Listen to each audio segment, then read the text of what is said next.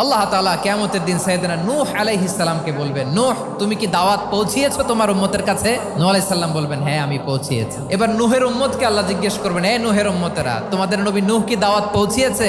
নূহের উম্মত বলবে, না আল্লাহ, কোনো দাওয়াতও আমরা পাই নাই, আপনারাও চিনি নাই, জান্নাতও চিনি নাই, জাহান্নামও চিনি নাই। নূহ আলাইহিস সালাম বিপদে পড়ে যাবেন। তখন আল্লাহ বলবেন, নূহ তোমার পক্ষে কোনো সাক্ষী আছে?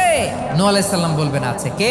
উম্মতে মুহাম্মাদি। তখন আমরা বলবো, আল্লাহর নবী নূহ আলাইহিস সালাম তিনি আপনি যা যা বলেছেন ঠিক তা তার উম্মতের কাছে পৌঁছে দিয়েছে। এবার নূহের উম্মতের সাথে আমাদের ঝগড়া লাগবে। তারা বলবে, তোমরা আসছো আমাদের হাজার হাজার বছর পরে, তোমরা কি করে জানলা? তোমাদের সাক্ষী ধর্তব্য হবে না? আমরা তখন বলবো, আমাদের কোরআনে তোমাদের নবীর নামে আল্লাহ তাআলা একটা সূরা নাজিল করেছেন, সূরাতে নূহ। দিন রাত এক করে তোমাদের কাছে তিনি দাওয়াত পৌঁছেছেন, সব আমরা জানি। আমরা যখন বলবো এই কথা, নূহের উম্মত চুপসে যাবে। তখন আমরা সত্য বলেছি কিনা এটা আল্লাহ তাআলা জানতে চাইবে বিশ্বনবীর কাছে। তখন বিশ্বনবী আমাদের পক্ষে সাক্ষী দিবেন। আওয়াজ করে বলেন আল্লাহু আকবার।